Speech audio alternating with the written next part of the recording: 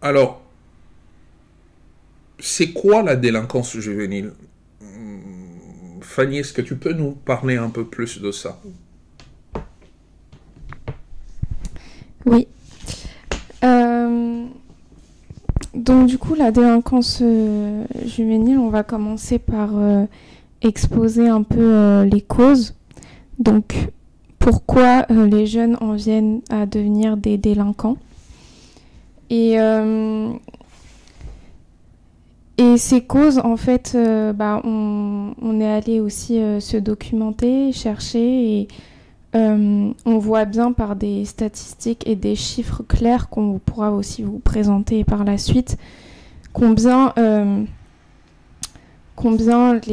la délinquance est vraiment touche beaucoup les jeunes qui ont des problèmes en fait familiaux, surtout en général. Donc souvent, ça va être le manque aussi d'un père, d'une mère, et toutes ces familles qui sont en plus touchées par la pauvreté. Souvent, l'un implique l'autre aussi, le fait qu'un des parents soit absent, forcément entraîne le fait que il y ait un salaire aussi en moins dans la famille, et donc peut entraîner des problèmes économiques. Donc on va pouvoir trouver donc l'absence et le manque de supervision parentale, vu que souvent il va manquer un parent, ou un parent est très pris par le travail pour ramener justement plus d'argent à la maison. Ils vont être moins regardants sur l'éducation, ou du moins présents, et ça entraîne forcément les jeunes à être plus livrés à eux-mêmes, ou livrés en fait aux effets de groupe, à se retrouver avec des personnes qui n'ont pas forcément une très bonne influence sur eux. Donc on va avoir ces facteurs familiaux. On va aussi retrouver souvent de la violence au sein des familles, qui malheureusement en fait c'est un effet boule de neige, vu que voilà, ils sont mal influencés, ou peut-être ils se sentent aussi délaissés par leurs parents, ils ont des gros problèmes de manque d'absence parentale, et ça va amener beaucoup de violence, surtout chez les filles aussi, mais chez les garçons, je pense que ça se développe encore plus.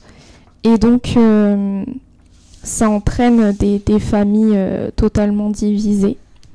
De plus, on va avoir la pauvreté.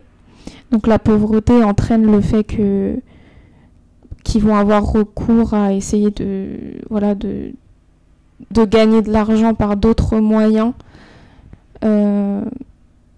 Surtout quand on est jeune, qu'on n'a pas fini nos études, on ne peut pas tout de suite travailler. Donc, ça devient vite des travails illégaux, et qui peuvent rapporter aussi vite beaucoup d'argent.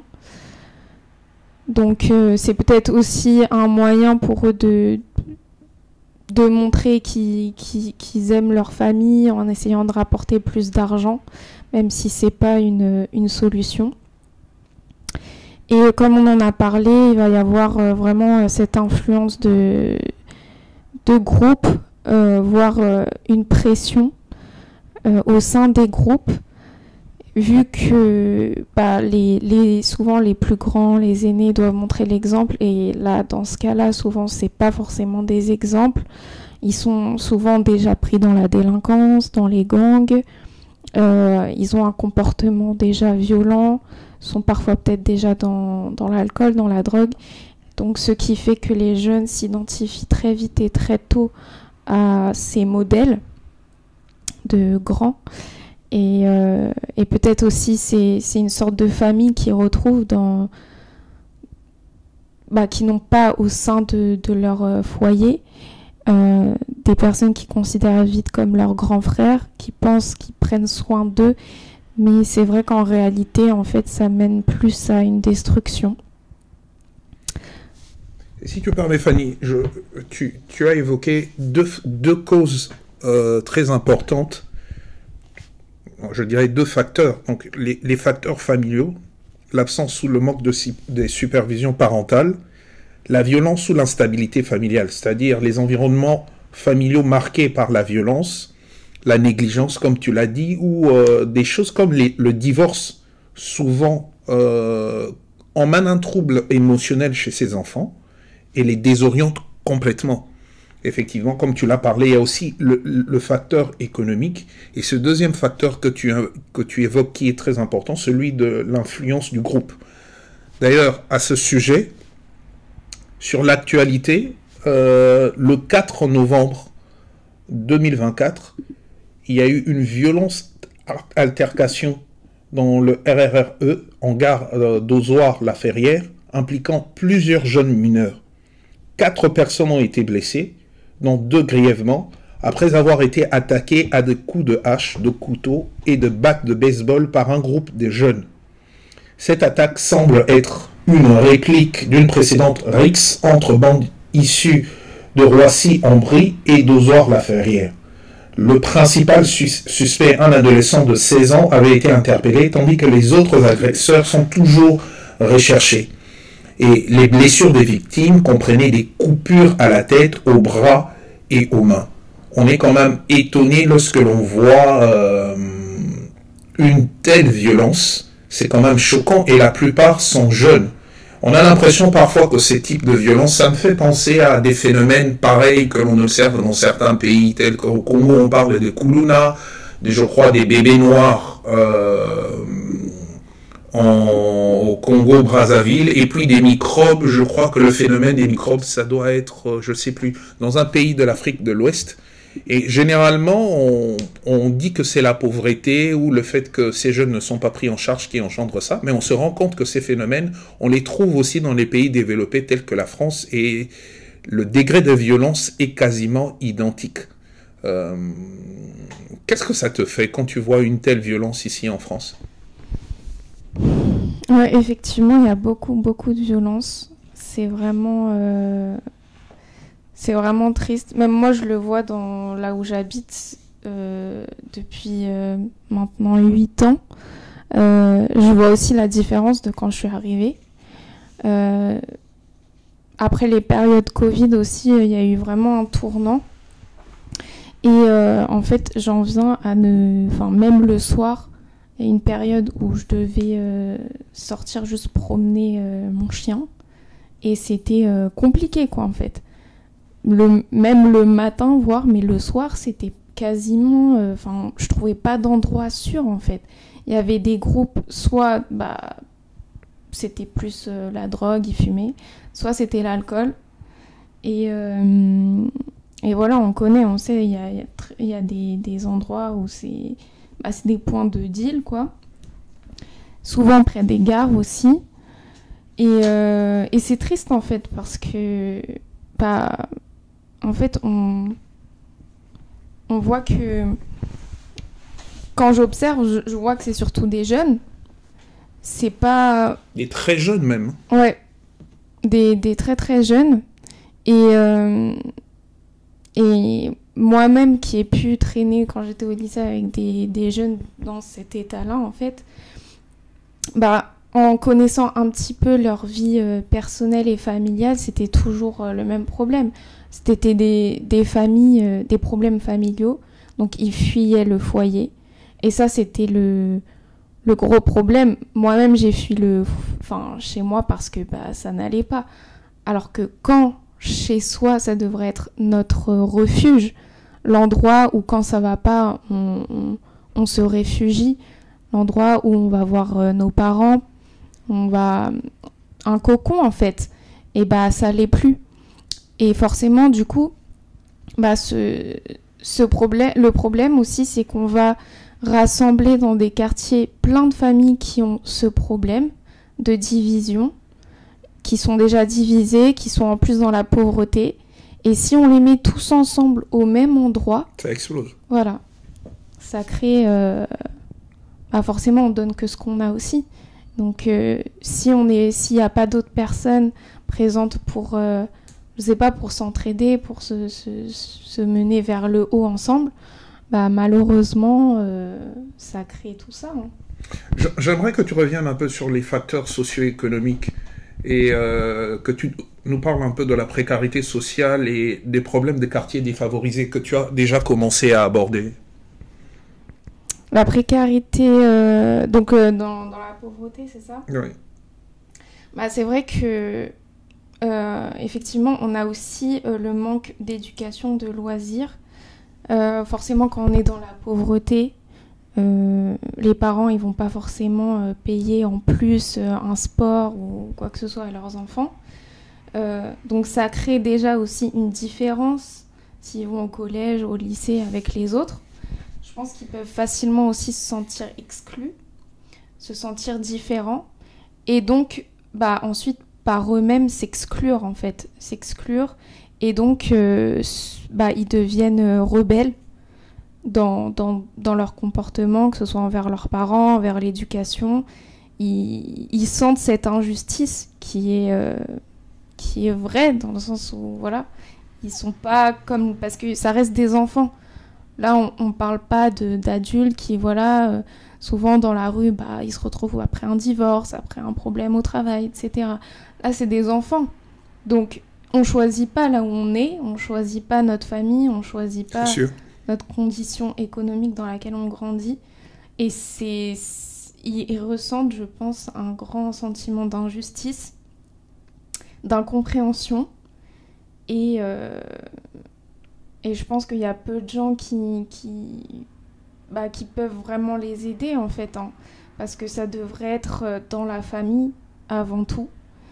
Ils n'ont pas vraiment de lieu où se retrouver, à part le quartier, à part en bas de l'immeuble, avec les autres. Donc la précarité, ça amène à ça, à l'injustice. Et ensuite, bah, ils vont se retrouver dans les trafics de drogue, dans les trafics de stupéfiants. Au début, ça peut être juste un rôle de, je sais pas, de guetteur, de garde, de prévenir les autres quand il y a la police qui arrive, etc. Et puis, ils se font vite de l'argent. Ils peuvent se faire très, très vite beaucoup d'argent. Et une fois que je pense qu'on tombe dedans, après, pour s'en sortir, ça devient compliqué. Surtout qu'après, quand ils commencent eux-mêmes à vendre de la drogue, forcément, ils vont commencer à goûter aussi, à consommer un peu, parce qu'ils ont ça chez eux. Et donc, au fur et à mesure, ils deviennent aussi accros. Donc tout ça, c'est vraiment un engrenage. C'est triste, hein. Dont on s'en sort quasiment pas. Mm. Et on retombe dans cette problématique des quartiers défavorisés. Généralement, on en parle. On remarque que le taux de criminalité est plus élevé dans ces quartiers dits défavorisés, parce que les conditions, comme tu l'as dit, d'éducation, les loisirs, l'accès à l'éducation, à des bibliothèques n'est pas toujours comment dire, privilégié. Et généralement, quand on vient faire ça, il y a déjà toute une génération qui s'est plongée dans la délinquance, et les générations qui viennent après ne trouvent pas d'intérêt à s'instruire, à aller à l'école, parce qu'ils voient leurs aînés vite se faire de l'argent. Pourquoi s'embêter à aller lire des livres alors qu'on peut avoir accès directement à ça? Et on a l'impression, je ne dis pas que c'est ça, mais que nos dirigeants ont tendance à maintenir les gens dans ce statu quo-là. C'est-à-dire, on ne se mélange pas, on essaye de donner une solution aux problèmes que l'on trouve dans les quartiers difficiles, en essayant de construire une bibliothèque, mais comme tu as dit, c'est aussi une question de modèle.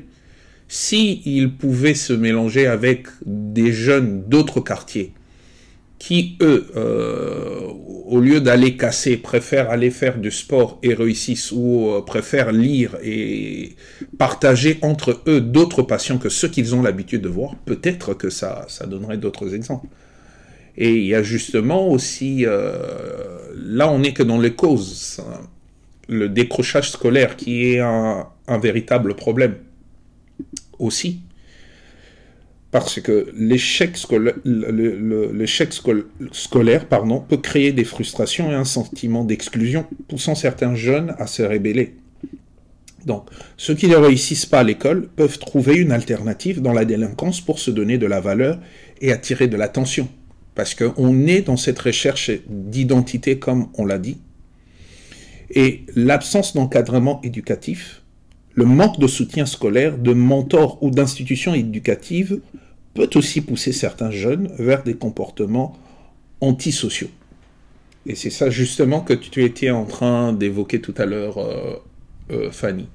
Mais il y a un point que je voudrais que tu vois, l'influence de médias et des réseaux sociaux sur la délinquance juvénile. Oui, il faut qu'on en parle aussi. Oui, complètement. C'est sûr que ce soit sur l'indélinquance ou en général sur la jeunesse, ça a modifié beaucoup de choses. Donc il y a les médias et réseaux sociaux, en fait, ça devient des modèles pour ces jeunes. Il y a aussi même la musique qu'ils écoutent, en fait. On voit que plus ils regardent la même chose, plus ils deviennent les uns comme les autres. Et on voit même le rap, c'est même de pire en pire, hein, ce qui est dit dedans. Un vrai vecteur de violence. Hein. Voilà. Ce qui est montré, ce qui est dit. Et même à la base, le rap, ça a été créé pour vraiment parler de cette injustice, de cette rébellion qui ressentent au fond d'eux. Et on sentait déjà au début cette violence. Mais aujourd'hui, en fait, ça mène vraiment les jeunes à aller de pire en pire. En fait, ça les tue, hein, complètement. Ça les tue. Ce qui est montré, c'est pas des choses qui sont qui vont les aider à s'en sortir. Et en fait, je pense qu'ils sont un peu aussi dans le foutu pour foutu, on a commencé là-dedans, on y va. C'est comme de la drogue, en fait. À partir du moment où ils ont commencé dans la délinquance, pour en sortir, c'est compliqué, ça implique plein de choses. Et donc, c'est sûr, hein, les réseaux sociaux, en fait, déjà, ça devient aussi une drogue. Et en plus, ça devient aussi, encore une fois, un refuge. Là où ça devrait être la famille, bien sûr, le Seigneur. Le mieux, c'est le Seigneur. Mais le Seigneur lui-même nous dit que la famille aussi doit être ce refuge, en fait, ce lieu sûr. Et comme ils ne l'ont pas, ils vont aller chercher ça autre part, parce que dans les médias, il y a aussi une forme de recherche, de reconnaissance, chercher les likes, chercher les vues. Et donc voilà, c'est tout ça, en fait. Même les filles, je pense que c'est peut-être même pire pour les filles, parce que il y a beaucoup de modèles, d'influenceuses, etc., dans lesquels elles vont se retrouver et qui sont pas non plus de bons exemples. En fait, on est vraiment en manque de modèles, là où la mère, les grandes sœurs devraient être des modèles pour les jeunes filles. Il n'y en a pas non plus. Ouais. Il n'y en a pas non plus. Et en plus, les réseaux sociaux, on sait que c'est un sujet encore plus compliqué, mais ça peut aussi mener beaucoup plus rapidement à de la prostitution. Parce que elles se comparent aux autres filles, elles veulent un sac de luxe, ceci, cela. Parfois, elles sont même pas en situation de précarité, mais c'est vraiment la recherche de plus de luxe. Et donc, on banalise les rapports intimes, etc. Et les réseaux aident à avoir ce genre de rencontres, de propositions aussi, malheureusement. Et donc, là où je pense que les garçons vont plus rentrer dans la délinquance, drogue, etc., les filles sont plus sujettes à de la prostitution. Ouais. Ce sont des points qu'on devra aborder. Comme je l'ai dit en introduction, c'est vraiment une émission introductive et on essaiera de voir chaque phénomène, la drogue, la prostitution chez les jeunes. Et pour revenir aux réseaux sociaux, qu'est-ce qu'on remarque de plus en plus? L'exposition au contenu violent ou à des modèles de succès associés à la délinquance. Cela aussi peut inciter certains jeunes à imiter ces comportements. Et ainsi, les réseaux sociaux diffusent des normes qui banalisent la violence ou les activités illégales. Bon, je ne parlerai pas que des réseaux sociaux, mais il y a aussi le cinéma, Hollywood, tout ce que l'on voit. De plus en plus, cette tendance à rendre cool, à rendre branché, le dealer, c'est celui que l'on veut imiter. Voilà, le chef d'un gang qui est glorifié et les gens se passionnent de plus en plus sur ça. Je n'ai pas vu les chiffres, mais les séries ou les films qui vont mettre comment dire, en exergue le chef d'un gang ou je sais pas, le parrain d'une mafia seront très prisés. Et de plus en plus, il y a cela. Où il y a une série sur Netflix dont je ne veux pas citer le nom pour ne pas faire l'apologie, qui a vraiment fait beaucoup de succès avec des hommes en rouge et en moustache. Les gens voient de quoi je vais parler. Voilà, c'est une forme de délinquance, mais qui rencontre un tel succès et qui suscite tant de passion. Et on se demande, mais comment on se tonne qu'à la fin, on ait ces résultats-là? Voilà. Et il y a aussi l'influence de la culture populaire, comme tu l'as dit. La musique, les films, comme les jeux vidéo. Je me souviens aux États-Unis, il y a eu un jeune homme qui avait abattu un autre jeune homme sur la rue. Et si je me souviens bien, dans cette histoire, ce jeune homme était habitué à un jeu vidéo que je ne veux pas citer, que les jeunes connaissent, où il faut survivre en tuant les gens. En fait, il y en a tellement aujourd'hui. Et à force de passer des heures à jouer à ces jeux vidéo, il a fini par passer à l'acte et à abattre un jeune homme qui passait dans la rue parce qu'il avait besoin d'action. Voilà où la délinquance juvénile peut nous accorder. En fait, la délinquance nous amène, où l'influence des jeux sociaux, de la culture populaire que l'on retrouve dans les films et dans les jeux vidéo, très facilement, cela peut nous faire passer, voilà, à l'acte. Et c'est grave. C'est assez grave. Mais il y a aussi autre chose qu'il faut noter. C'est qu'on a l'impression que les politiques ont abandonné ces jeunes et qu'il n'y a pas de politiques publiques mises en place. Ouais, effectivement, comme on disait tout à l'heure, encore une fois, on dit, on offre une solution dans le sens, ils vont pouvoir être logés dans un HLM, etc. Mais encore une fois, en fait, la source du problème, elle n'est pas réglée. Parce que voilà, on rassemble des personnes démunies, des familles divisées, détruites, tous dans un même endroit, un peu, c'est presque, on va les mettre là, quoi, en fait. Hein. Et puis, il n'y a pas vraiment de solution, en fait. Il n'y a pas une vraie aide. Et ces jeunes, ils ont besoin d'avoir une structure dans laquelle ils peuvent se sentir bien, comme un refuge en fait. Là où en fait, ils en manquent. Ils manquent de refuge parce que c'est vrai qu'on ne peut pas forcément aller régler tous les problèmes familiaux et s'immiscer dans la famille. Bon, je pense que dans certaines associations, notamment le fait de placer des enfants, etc., dans d'autres familles, si vraiment ça va pas. D'accord, mais en fait, souvent, le fond du problème, il n'est pas réglé. Et encore une fois, même les enfants placés, après, ils grandissent, mais de manière, ils sont complètement détruits. ils ont pas de lieu refuge. C'est comme des sans domicile fixe, Ouais. alors qu'ils sont jeunes. Encore une fois, là, on parle de délinquance juvénile, donc ils sont même pas majeurs.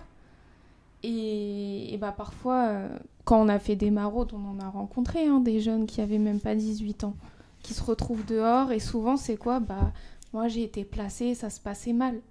Oui, ce qui est choquant, c'est que je crois il y a 2 ou 3 semaines avant, pour ceux qui suivent l'actualité, à Marseille, il y a un jeune de 15 ans qui a tué un chauffeur VTC, parce que ces jeunes de 15 ans avaient été mandatés par quelqu'un qui était en prison pour tuer quelqu'un. Et parce que cette personne devait aller tuer quelqu'un, il a pris un taxi et il a voulu que le chauffeur, si je ne m'abuse, le rapproche un peu plus près. Le chauffeur a refusé de faire ça. Ces jeunes-là battu 15 ans. Et ce jeune de 15 ans était censé tuer un autre jeune qui, à son tour, avait, avec d'autres jeunes, brûlé un autre jeune de 13 ou 14 ans qui avait été envoyé dans un quartier de Marseille pour l'infiltrer. Et il a été repéré par les autres jeunes. Ils l'ont, je crois, tué ou brûlé, mais il n'avait que 14 ans, 15 ans. De plus en plus, on a des tueurs à gages en France qui ne sont même pas majeurs.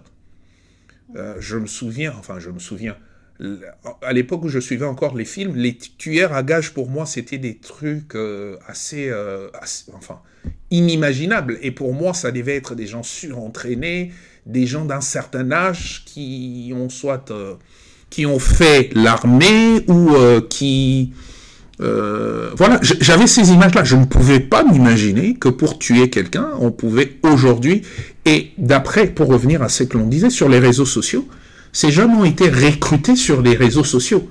C'est-à-dire, de la même manière dont on peut aller sur Facebook, Facebook, Twitter ou TikTok, dire, voilà, je vends un sac à main ou je recrute quelqu'un pour tel métier, mais aujourd'hui, sur les réseaux sociaux, on recrute des tueurs à gages. C'est flippant. Vraiment. Non, mais c'est là où on voit la montée de la violence, en fait. Parce qu'à l'époque, on voit ça de plus en plus, en fait. Maintenant, ça devient vraiment des meurtres, en fait. Et des meurtriers.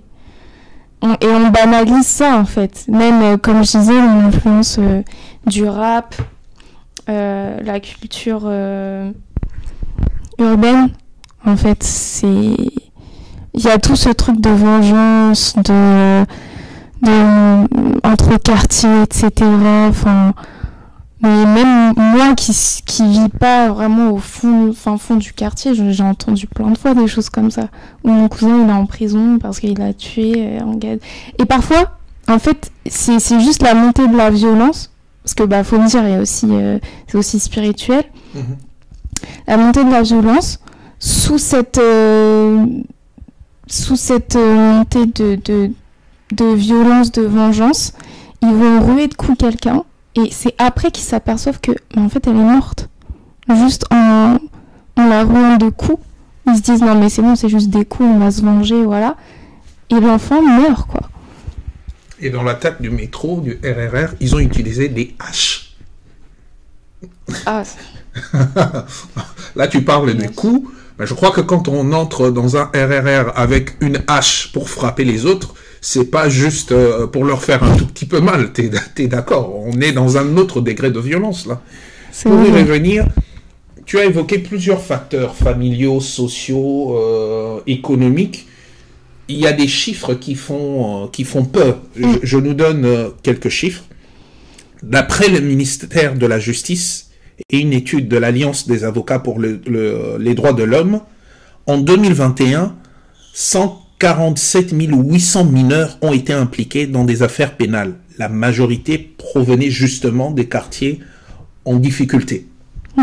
Ce qui souligne l'impact de l'environnement socio-économique sur la délinquance juvénile. L'Institut national de la jeunesse et de l'éducation populaire observe que les jeunes issus des milieux défavorisés, confrontés à des conditions économiques précaires et vivant dans des zones urbaines sensibles, sont surreprésentés dans les statistiques de la délinquance. Ça confirme ce que tu nous disais tout à l'heure.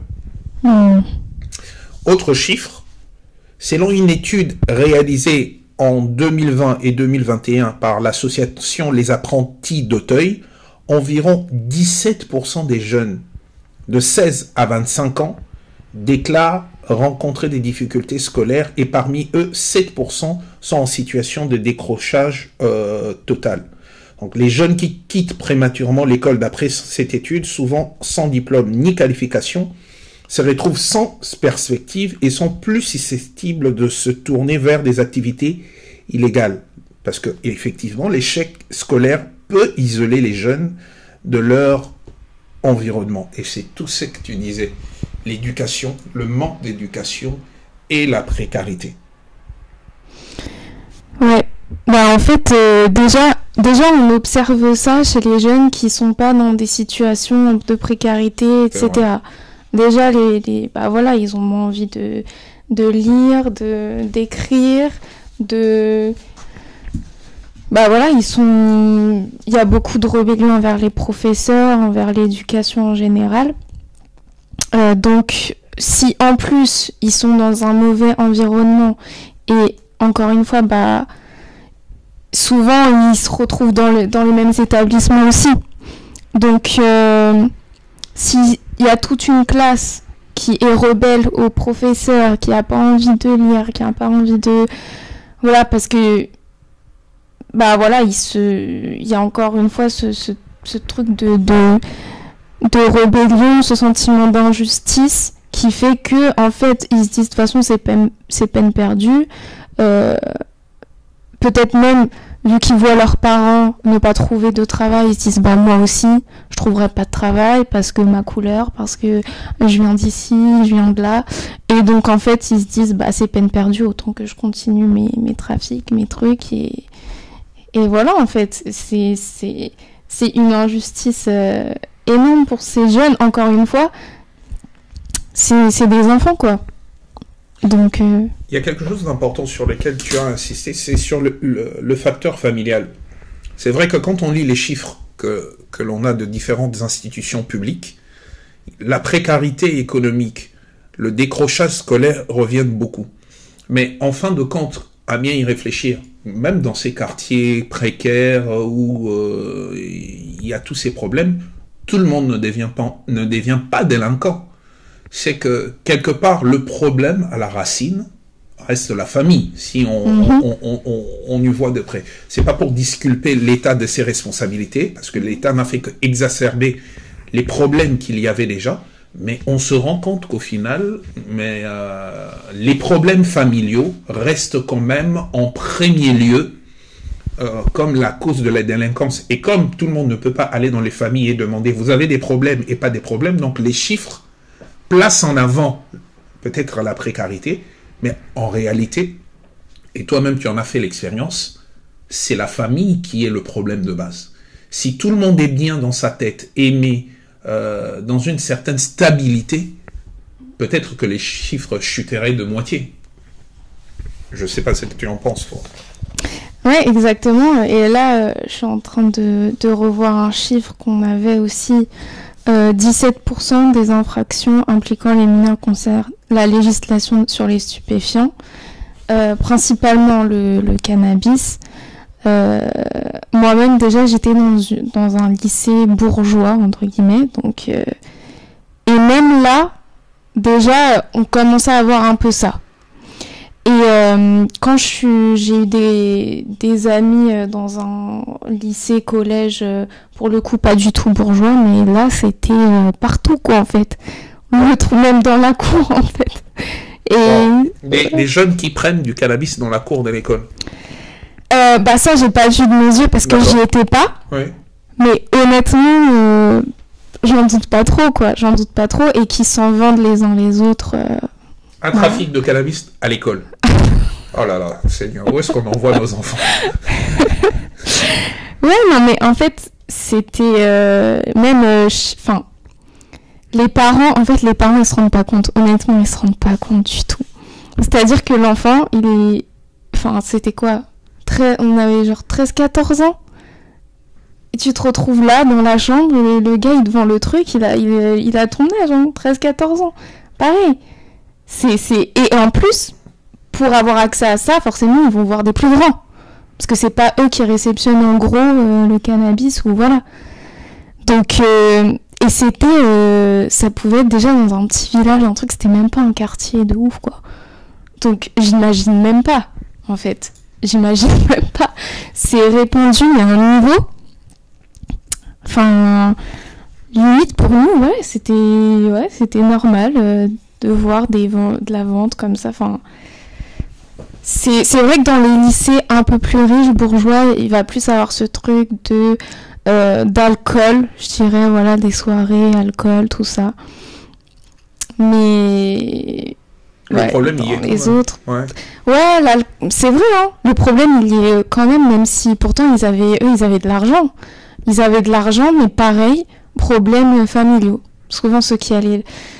tu te retrouves en soirée, tout ça, pourquoi ? Parce que tu veux fuir quelque chose. Donc, on se retrouve autour avec de l'alcool, avec de la drogue, avec tout ça. Et en fait, c'est les uns les autres, on se mène là-dedans, mais à chaque fois, quand on commençait à se livrer sur nos problèmes familiaux, c'était ça. Ouais. Il y avait, même si d'apparence, la famille paraissait bien.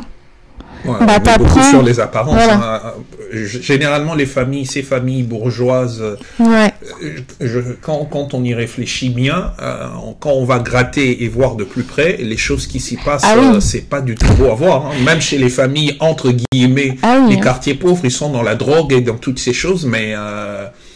ils sont encore, je dirais, plus fréquentables. C'est choquant de les dire que les familles bourgeoises et ce qui se passe là.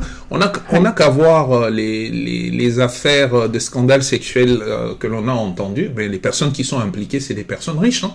Mm-hmm. Et généralement, il y a d'autres noms qu'on cite pas. Mais c'est vrai, la famille, c'est la racine du problème. Mais vraiment, encore une fois, ça devrait être le refuge, vraiment, le refuge là, on parle des enfants, donc voilà, les parents, c'est le refuge. Même, en fait, aujourd'hui, le problème, c'est aussi ça, c'est que les familles, elles sont divisées, quoi. Le nombre de divorces, le nombre de... Ouais, mon père... ce que j'entendais, c'est quoi ? Moi, j'ai vu mon père tromper ma mère, tout ça. Non, mais c'est des trucs... Enfin, c'est horrible, mais pourtant d'apparence, ils vont montrer toujours que ça va et tout, mais l'enfant, il est détruit, mais totalement détruit. Et à chaque fois, c'est ça le fond du problème. Quand on grattait un peu, c'était ça. Et aujourd'hui, on se retrouve en train de gérer les conséquences. Je crois que petit à petit, on va vers la fin de cette émission, qui n'est qu'une introduction. Mais déjà, avec tout ce que l'on a vu, je crois qu'on tombe d'accord sur un point. C'est que s'il y a une solution que l'on peut apporter, s'il y a une solution qui devrait être trouvée au-delà de ces solutions, des facteurs que l'on a vus, l'économie, la famille, parce que les gouvernements essayent de répondre à ces besoins-là, mais on se rend compte que c'est la famille. Et vu que la famille n'est pas une institution politique ou une institution que l'État a créée, mais une institution plutôt que Elohim, Dieu, a créée, mais la solution revient de son côté. La solution, c'est la famille et le Seigneur, quoi. C'est vraiment le Seigneur, parce que malheureusement, dans ce monde, il y aura toujours des manquements, même dans nos familles. Même entre chrétiens, on peut être amené à se blesser, hein, on est des êtres humains. Donc, même dans les familles de chrétiens, l'enfant, il peut se sentir incompris, donc, ça reste le Seigneur, et leur amener le Seigneur. Et voilà, si parfois, en fait, quand on constate, on se dit, mais les besoins sont énormes. Ouais.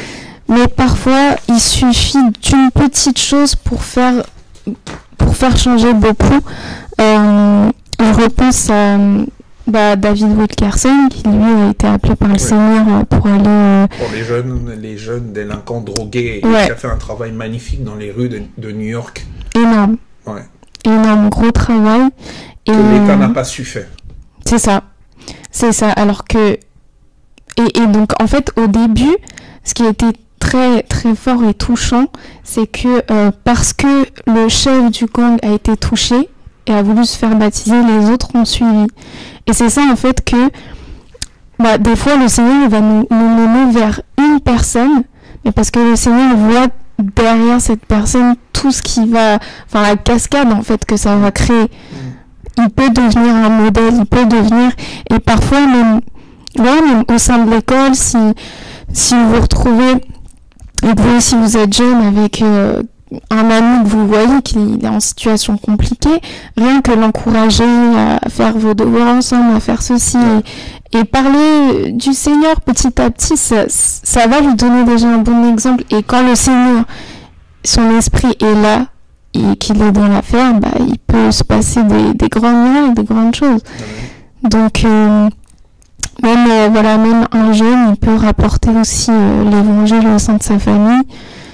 Donc voilà, il faut vraiment qu'on soit disposé, en fait. Et au sujet de la famille, je voudrais qu'on finisse un peu sur ce verset. Je crois que c'est Proverbe, on le connaît. En fait, c'est ce qui m'est revenu en pensant à ce sujet. Proverbe 22, le verset 6, c'est écrit « Entraîne le jeune homme à l'entrée de sa voie, même quand il sera vieux, il ne s'en détournera pas. » Je crois que celui qui est censé entraîner le jeune homme, bien sûr entraîner ou dans la voie du Seigneur, c'est les parents. Et on dit même quand il sera grand. En fait, cette parole, moi-même, j'ai toujours dit que je suis le résultat de cette parole, parce qu'à chaque fois que j'ai voulu dévier du Seigneur, en étant loin des parents, parce que les parents, je me rends compte que les parents ne pourront jamais surveiller les enfants partout. À un moment, on sera exposé à ces choses. Moi, j'ai des amis qui prenaient du chanvre, qui n'étaient pas très recommandables. J'en avais un peu de tout. Mais je n'ai pas pu faire des très grosses bêtises. Pourquoi? Parce qu'il y avait comme une parole qui me liait, malgré moi, en fait. Et c'est ça la puissance de cette parole. Et moi, je crois en ces versets, non pas parce que c'est écrit, mais parce que j'en suis moi-même le résultat. C'est-à-dire, je pense que dans une société devenue aussi délinquante, nous ne pouvons qu'apporter un remède dans la vie des gens, mais on ne pourra pas faire disparaître le phénomène. Mais l'une des solutions au niveau de famille, c'est que nous devons nous investir déjà dans nos familles, comprendre que le plus important, c'est la famille. Et beaucoup de chrétiens abandonnent la vie familiale pour se retrouver à l'église, parce que certains délinquants, excusez-moi, sont des enfants des pasteurs. Et ça, je n'invente rien. Des délinquants, enfants des pasteurs. Pourquoi? Parce que les mêmes problèmes que les autres rencontrent, ils les rencontrent chez eux. Oubliant que la première chose, c'est la famille. Quand Elohim créa l'homme et la femme, il devenait une sœur chère et d'eux devaient naître les enfants. Donc c'était la famille au départ, le mariage, la famille. Et on doit revenir à ça. Et je pense que, et quand on est dans la famille, quand on a des parents responsables qui éduquent leurs enfants, quels que soient les phénomènes qu'il y a à l'extérieur, c'est ça. Ils ne seront pas touchés. Bien au contraire, ils seront, eux, une réponse pour les autres. Je veux finir par quelque chose que quelqu'un m'a dit, c'était ma belle-sœur. Un jour, elle m'a fait réfléchir. Elle m'a dit, tu sais que j'ai été choqué parce que je me suis rendu compte qu'on n'éduque pas les enfants que pour nous. On éduque les enfants pour la société. Il dit, quand un enfant rentre et qu'il commence à insulter, toi tu sais que chez toi, on n'insulte pas, et que tu te rends compte que c'est en fréquentant l'enfant de l'autre, mais tu vois la mauvaise éducation qu'il a reçue de ses parents a influencé ton enfant. Et imagine-toi la bonne éducation que ses parents auraient pu donner à cet enfant aurait influencé le mien autant que la bonne éducation que je lui donne peut influencer les autres. Et effectivement, c'est ça. On a peut-être un début de solution, mais voilà, tout reste entre les mains du Seigneur. En tout cas, voilà, c'est un sujet à réfléchir et je crois que dans les prochains jours, si le Seigneur le veut, on verra les différentes conséquences et les différents aspects de cette délinquance, la drogue, la prostitution et les autres. Je ne sais pas si tu as une autre chose à dire pour finir. Oui, non, c'est ça, c'est vraiment une émission introduction, parce qu'il y a tellement de choses à dire de ce sujet et comme on le voit, le Seigneur aussi fait un travail auprès des enfants des rues. Donc on essaye de suivre un peu l'esprit aussi et les causes qu'il met en lumière. Donc on va continuer avec ce sujet-là en tout cas, rapporté en prière. Ouais. Que le Seigneur soit béni et que le Seigneur vous garde tous, garde vos familles, garde vos enfants et parents, investissez dans votre famille, investissez dans vos enfants, investissez dans le couple. Et comme on l'a dit, même les chiffres de l'État reconnaissent que les divorces, les séparations sont la base de beaucoup. Et aujourd'hui, quand on voit les divorces chez les chrétiens qui augmentent, chez les pasteurs qui augmentent, on se dit que l'ennemi sait à quoi s'attaquer pour détruire une société. Donc veillons sur ça et que le Seigneur nous garde et garde nos familles. Voilà, amen.